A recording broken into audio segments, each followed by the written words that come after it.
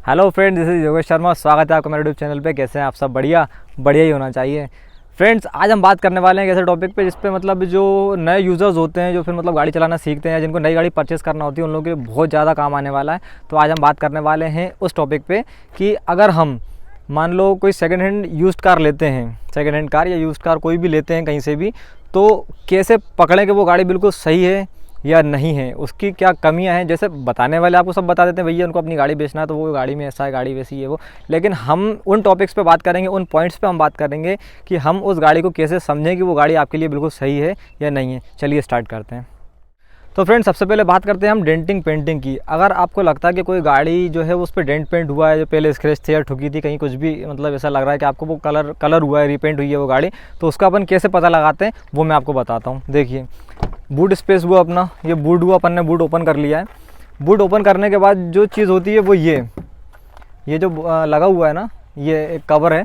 इस कवर को आप हटाएंगे ना तो इसके अंदर समझ में आपको आ जाएगा। और अगर यहाँ भी समझ में नहीं आता है ना, तो फिर आप इन जगहों पे देख सकते हैं बिल्कुल बारीकी से। ये देखिए, ये पता पड़ जाएगा कि हाँ, यहाँ पे जो है थोड़ी सी टचिंग वगैरह हुई है। तो इस गाड़ी पे, अपनी गाड़ी है तो इसमें तो हमने क्या कराया था, थोड़ा सा कुछ डैमेज हो गया था तो वो हमने कराया था। तो ये जो कलर है ना, ये यहाँ पे इसकी क्लियरिटी आपको क्लियर पता पड़ जाती है। इसके बाद एक चीज़ और होती है जिससे आपको पता चल जाएगा कि आपकी गाड़ी पे जो है वो डेंटिंग पेंटिंग हुई है या नहीं हुई। चलिए तो मैं आपको दिखाता हूँ, आइए। वो आपको पता चलता है यहाँ से। ये देखिए, ये जो रबड़ लगा हुआ है, आप ये रबड़ हटाएंगे ना, ये तो यहाँ पे आपको पता चल जाएगा इसका कि आपकी गाड़ी जो है वो डेंट पेंट हुई है या नहीं हुई है। उसका कारण है कि ये जो रबड़ है ना, इसकी प्रॉपर फिटिंग फिर दोबारा नहीं आती, क्योंकि जो कंपनी से जो इसकी फ़िटिंग आती है वो एक अलग ही फिटिंग होती है। और अगर आप उसको निकाल के और उस पर कलर वलर करवाते हैं, कुछ भी करवाते हैं, कलर मिसमैच होता है, अलग ही समझ में आ जाता है। कोई नया कलर लगाया, कोई दूसरा कलर है, तो वो डेंट पेंट में अलग ही समझ में आता है। आप ये कलर और अंदर का जो कलर है, इसको आप मैच करके देख सकते हैं। अगर उन्होंने यहाँ भी किया होगा ना, तो इसकी फ़िटिंग प्रॉपर नहीं आई होगी। तो फ्रेंड्स, कैसे पता करें कि गाड़ी आगे से ठुकी है या पीछे से ठुकी है, ये दोनों चीज़ भी मैं आपको बताने वाला हूँ। अगर गाड़ी पीछे से ठुकती है और अगर आपका बम्पर डैमेज हुआ है, तो भाई बम्पर तो क्या होता है, बदला जाता है, कोई दिक्कत नहीं है। बम्पर पे कलर होता है, बम्पर चेंज हो जाता है, उसे पता नहीं चलता। लेकिन अगर आपका ये जो बूट है, ये बॉडी है, अगर ये भी डेंट हुआ है इसमें, तो ये जो कवर है, आप इस कवर को हटाएंगे ना, तो अंदर जो है ना, हैमर के छोटे छोटे से निशान आपको इजीली दिख जाएंगे कि हाँ भाई डेंट हुआ है यहाँ पे, तो इन्हें ठोक करके उसको बाहर निकाला है। जो हथौड़ी के जो निशान है वो अंदर यहाँ पे जगह पे रहते हैं। इसके अलावा एक चीज़ और है, ये जो रबड़ है, ये रबड़, ये देख लीजिए आप, ये रबड़ पे भी जो है ना कलर वगैरह के निशान आ जाते हैं, देख सकते हैं आप ये इस तरह से। तो ये पता चल जाता है अपने को कि हाँ भाई गाड़ी में कुछ काम हुआ है। चलिए आगे चलते हैं, मैं आपको आगे का भी दिखा देता हूँ कि आगे भी आप किस तरह से इसको पहचान सकते हैं। भाई ये अपनी गाड़ी है आगे, मान लीजिए आप आगे से अगर हमारा गाड़ी का एक्सीडेंट हुआ है, कुछ भी हुआ है, तो आप यहाँ पर आपको जो कलर दिख रहा है, ये कलर दिख रहा है, भाई ये तो बम्पर है, मैंने चेंज करा लिया मान लीजिए, ठीक है। लेकिन ये बोनट है। अब बोनट की जो प्रॉपर फिटिंग होती है, ये देखिए, ये हमने खोला। क्या होता है ना कि जब भी डेंटर पेंटर काम करते हैं ना, तो वो अंदर इतनी फिनिशिंग नहीं देते हैं। और ये यहाँ पे जो है ना, ये यहाँ पे क्लियर समझ में आ जाता है कि हाँ भाई गाड़ी पे जो है कलर हुआ है। इस पर नहीं हुआ है, इसलिए इस पर समझ में नहीं आएगा। साइड में थोड़ा बहुत करवाया था हमने, वो भी सिर्फ स्क्रैचेस वगैरह हटाने के लिए। तो फ्रेंड्स, हम बात कर लेते हैं अपने सेकंड टॉपिक पे कि गाड़ी को अपन, ये सब तो चीज़ हो गई कि डेंटिंग पेंटिंग से रिलेटेड। अपन बात कर लेते हैं कि गाड़ी की जो मीटर है वो उन्होंने कितना मतलब पीछे करवाया है, या फिर उस गाड़ी में मतलब कितनी चली है। कोई लोग बोलते हैं भाई 5 साल पुरानी गाड़ी है मेरी और इतनी उतनी, तो भाई अपन उस चीज़ को मालूम कर सकते हैं अपन सर्विस रिकॉर्ड से। भाई गाड़ी अगर आपके पास है और आप 5 साल बाद उसको बेच रहे हो, तो भाई कोई भी व्यक्ति अगर नई गाड़ी अपनी लेता है ना, तो 2-3 साल, 4 साल, 5 साल वो गाड़ी जो है ना, सर्विसिंग जो होती है उसकी, वो अपनी कंपनी में ही कराता है। और कंपनी की सर्विस जो होती है वो हर 10,000 किलोमीटर पे अपनी गाड़ी की सर्विसिंग करवाता है। तो भाई आप 5 साल आप ऐसे भी आप काउंट कर सकते हैं चाहे तो। और 5 साल का सर्विस रिकॉर्ड देना कोई बहुत बड़ी बात नहीं होती है, वो आपको कंपनी भी दे सकती है। और जिस गाड़ी मतलब जिस ओनर की गाड़ी है, वो ओनर भी आपको वो सर्विस रिकॉर्ड जो है वो अवेलेबल करवा सकता है। तो आप ऐसे भी गाड़ी की पहचान कर सकते हैं। तो फ्रेंड्स, मोस्ट इम्पॉर्टेंट है कि आपकी जो कार है, आप जो परचेस करने वाले हैं कार, उस गाड़ी का लेने से पहले जो इंश्योरेंस है, उस इंश्योरेंस पे कितने क्लेम हुए हैं, वो सबसे ज़्यादा इंपॉर्टेंट है।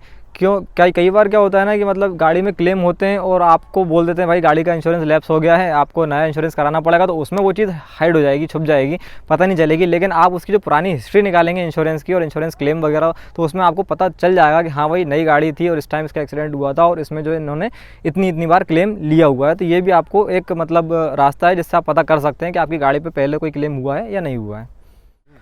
तो फ्रेंड्स, यूज्ड कार लेने से सबसे पहले जो हमें सबसे ज़्यादा इंपॉर्टेंट चीज़ है वो आज मैं आपको बताने वाला हूँ। ये बात आपको कोई नहीं बताएगा जो आपको मैं बताने वाला हूँ।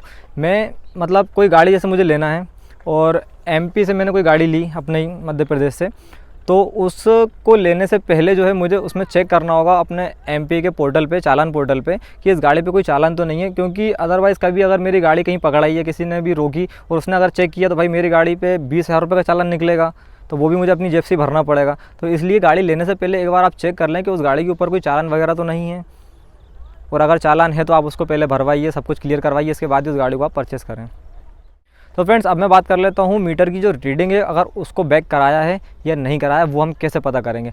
तो पहली चीज़ तो ये है कि वो पता करना था इतना ज़्यादा बहुत मुश्किल नहीं है, और बाकी आप किसी भी मैकेनिक को, कोई अच्छा मैकेनिक हो आपका भरोसेमंद हो, तो आप उसको वो गाड़ी दिखवा सकते हैं। और अगर कोई भी व्यक्ति आपसे कहता है कि भाई मेरी गाड़ी तो 5 साल में 40,000 किलोमीटर चली है, 30,000 किलोमीटर चली है, तो ये चीज़ पहली बात तो मानने लायक है ही नहीं। क्योंकि कोई भी गाड़ी 5 साल में जो है ना 50,000 60,000 किलोमीटर से ज़्यादा निकली जाती है। और अगर वो कोई ऐसा कहता है कि नहीं भैया गाड़ी तो हमारी सिर्फ 30,000 चली है, तो उसको पता करने के लिए आप उसके टायर्स चेक कर लेते हैं। क्योंकि काफ़ी लंबे समय से जो गाड़ियाँ खड़ी रहती हैं ना, उनके जो टायर्स होते हैं, उन टायर्स पे जो है ना क्रैक्स आना शुरू हो जाते हैं। जैसे कि इस गाड़ी पे कोई क्रैक वगैरह नहीं दिख रहा है, तो मैं आपको बता सकता हूँ कि ये जो टायर हैं ये नए हैं, और इसका मतलब टायर इसमें डल चुके हैं। तो ये गाड़ी जो है 70-80 हज़ार किलोमीटर के आसपास लगभग चल चुकी होगी। इतना अपन एवरेज लेके चल सकते हैं कि हाँ भाई गाड़ी के जो टायर्स हैं वो चेंज होने की जो अवधि है वो यही है 60,000-70,000 किलोमीटर पे। बाकी जो टायर पे भी डिपेंड करता है कि आपकी गाड़ी में कौन से टायर चल रहे थे। तो फ्रेंड्स, अब हम बात कर लेते हैं अपने अगले टॉपिक पे। वो टॉपिक ये है कि भाई गाड़ी हमें ये सेल करनी है या आपको ये गाड़ी ख़रीदनी है। गाड़ी दिखने में बहुत खूबसूरत है, बिल्कुल शाइन कर रही है, चमक रही है, कोई स्क्रैच नहीं, कोई डेंट नहीं, कोई पेंट नहीं है। लेकिन हम कैसे माने कि भाई गाड़ी के अंदर कोई प्रॉब्लम नहीं है। तो उसका एक सॉल्यूशन है कि आप गाड़ी के अंदर बॉडी में जंग को चेक करें। आप कहीं भी गाड़ी सर्विस सेंटर पे लेके जाएं, उसको हाइड्रोलिक प्रेस पे ऊपर उठवाएं और नीचे उसको पूरी क्लीन करवा के आप देख सकते हैं कि वो गाड़ी नीचे से कितनी मजबूत है, उसमें कहाँ किस किस जगह पे जंग आई है और नहीं आई है। इसके अलावा एक और थॉट है, वो भी आप चाहें तो ट्राई कर सकते हैं। मैं आपको दिखाता हूँ। ये देखिए, मेरी गाड़ी में एक्चुअली मैटिंग वगैरह लगी हुई है, तो मैं आपको दिखा नहीं पाऊंगा।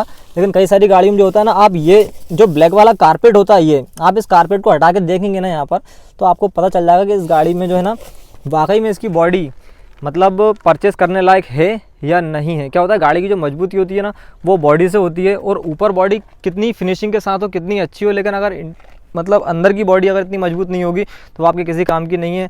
क्योंकि एक इंसिडेंट ऐसा हुआ था, मैं हमारे से मतलब परिचित थे, उन्होंने एक सेकंड हैंड ऑल्टो परचेस की थी, और वो लोग कहीं जा रहे थे और गाड़ी की स्पीड रही होगी लगभग 70-80 की स्पीड रही होगी, कोई ज़्यादा नहीं होती, मतलब कार्स के हिसाब से कोई ज़्यादा नहीं होती।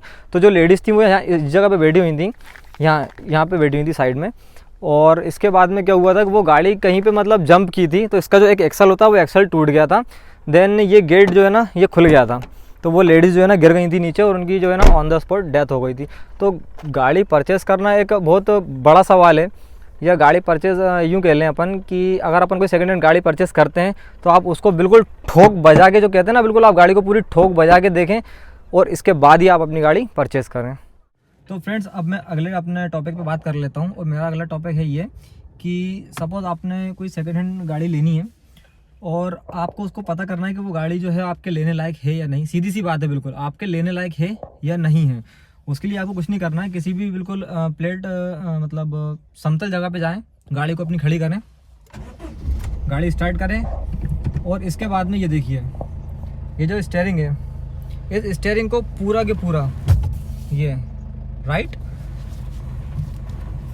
और पूरा के पूरा लेफ्ट, ये देखिए, मतलब इस तरह से अगर आप घुमाएंगे, ये पूरा राइट और पूरा के पूरा लेफ्ट, अगर ये करने में आपकी स्टीयरिंग में कोई भी थोड़ी बहुत भी नॉइस आ रही है, कोई भी आवाज़ आ रही है, तो भैया उस गाड़ी से हाथ जोड़ लेना। बिल्कुल सीधी सी बात है, उस गाड़ी से आप हाथ जोड़ लेना, क्योंकि वो गाड़ी आपको कभी भी लंबा खर्चा करवा सकती है। तो फ्रेंड्स, मेरा नेक्स्ट जो पॉइंट है और जो लास्ट मेरा पॉइंट है, वो पॉइंट ये है कि आप कार के अंदर बैठे हैं, आपको अगर ड्राइविंग आती है तो बहुत अच्छी बात है, और नहीं आती है तो आप यूँ समझें कि जैसे आप गाड़ी के अंदर बैठे हैं, गाड़ी मेरी बंद है, तो आप जो गियर है, ये गियर लीवर को पकड़ें, पहला गियर डाला, ये दूसरा गियर डाला, मतलब ऐसे जो है ना आप गियर्स डाल के देख सकते हैं कि कहीं कोई दिक्कत तो नहीं आ रही है, कोई गियर अड़ तो नहीं रहा है, कहीं कोई दिक्कत मतलब कोई परेशानी तो नहीं है इसमें। तो ये चीज़ है। ये अब मेरी गाड़ी में जो है ना बिल्कुल ये देखिए सारे गियर्स जो है ना बहुत स्मूथली डल रहे हैं, तो मतलब गाड़ी के अंदर कोई इशू नहीं है, कोई दिक्कत नहीं है। इसका जो गियर बॉक्स है वो बिल्कुल प्रॉपर काम कर रहा है, तो इसमें कोई काम अभी नहीं है, मतलब आने वाला कोई काम नहीं है। और मतलब प्रॉपर जो वर्क करता है। बाकी अगर कहीं कोई दिक्कत होती है ना तो ये गियर आपके जो ना अड़ते हैं थोड़े बहुत, कहीं ना कहीं तो थोड़े बहुत तो मिसिंग करेंगे ही करेंगे। तो फ्रेंड्स, आपको मेरे द्वारा दी गई जानकारी कैसी लगी प्लीज़ आप मुझे कमेंट बॉक्स में कमेंट करके ज़रूर बताइएगा, क्योंकि कोई भी एक डिसीजन जो होता है वो मतलब 2 मिनट में नहीं लिया जाता है, काफ़ी सोच विचार करके लिया जाता है। और गाड़ी जैसी चीज़ जो कि आपकी लाइफ है एक हिसाब से देखा जाए तो भाई गाड़ी बहुत इंपॉर्टेंट होती है लोगों के लिए, और इसकी बिल्ड क्वालिटी बहुत ज़्यादा ज़रूरी होती है। तो इन सब चीज़ों का आप विशेष ध्यान रखिए और अपनी नई गाड़ी परचेज़ कीजिए। और आपको मेरा ब्लॉग कैसा लगा प्लीज़ आप मुझे कमेंट करके ज़रूर बताइएगा। और अगर आप मेरे चैनल पर नए हैं तो प्लीज़ इसको लाइक कीजिए, शेयर कीजिए और मोस्ट इंपॉर्टेंट सब्सक्राइब कीजिए। Thank you guys for watching this.